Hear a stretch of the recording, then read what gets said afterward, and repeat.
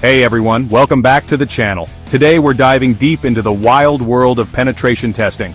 Now, if you've ever done a pen test, you know it's like trying to build a PC in the dark. Things rarely go according to plan, right? Even with a detailed plan and clear scope, unexpected issues always seem to pop up. Systems crash, tools decide to take a coffee break, and sometimes the client, well, let's just say they hit the panic button a little too hard.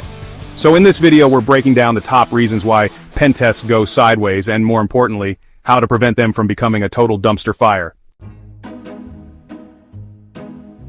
Alright, let's be real folks. Sometimes the biggest hurdle in a pen test isn't some crazy firewall or a super secret system, it's the client themselves. You see, not everyone understands the ins and outs of a pen test, and that can lead to some seriously awkward situations. Imagine this. You're in the middle of a test, about to pop a shell, and bam, you're locked out. Why? Because the client forgot to whitelist your IP. Or picture this. You're running a port scan, just doing your thing, and suddenly, the entire IT team is breathing down your neck, freaking out because they think there's a real attack happening. Turns out nobody told them about the pen test. Yeah, those are real facepalm moments.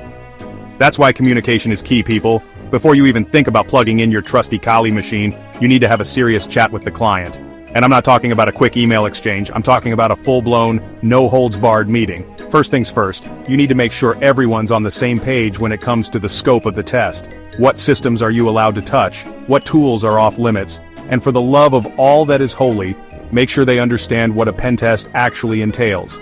Explain that, yes, there's a chance things might break, but that's the whole point, right? Next up, lock down those test hours. You don't want to be poking around their network at 3 a.m. and accidentally wake up the CEO, trust me.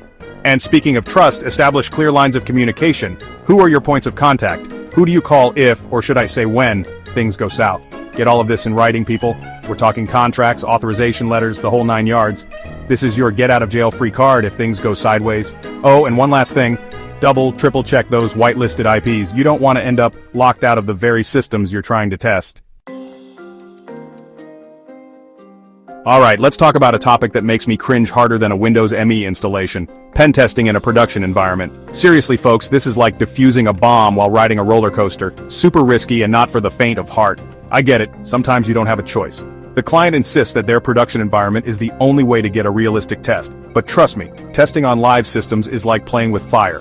One wrong move, one misplaced command, and boom, you could bring down their entire operation. Imagine accidentally crashing that ancient server that handles all their customer orders.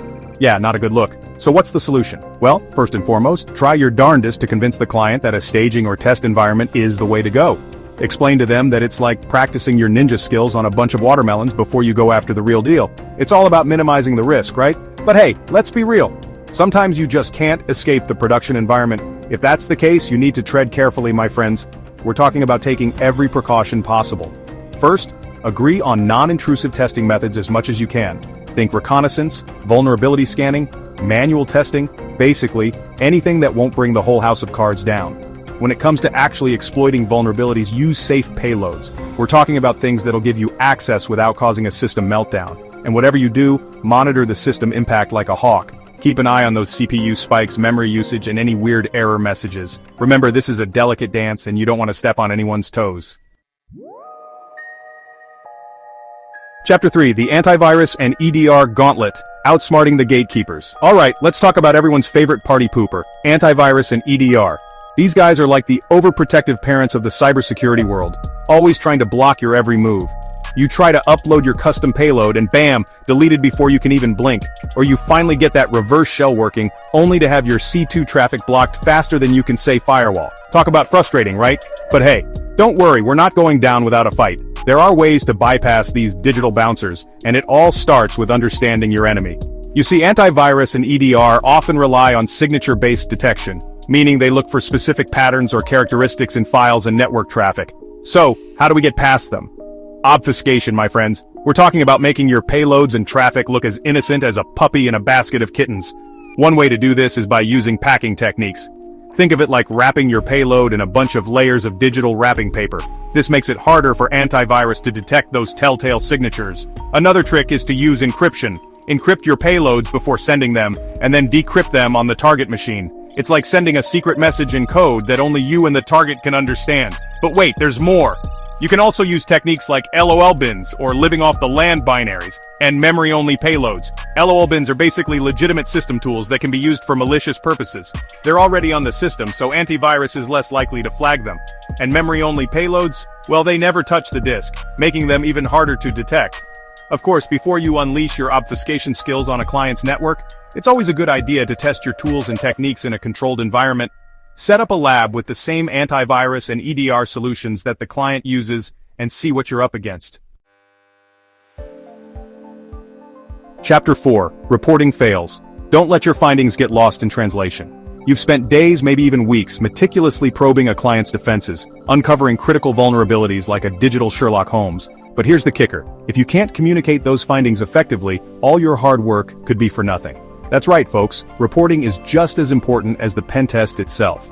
A poorly written report can render even the most critical vulnerabilities useless. Imagine handing over a 200-page technical jargon-filled document to a client who barely understands the difference between a port and a protocol.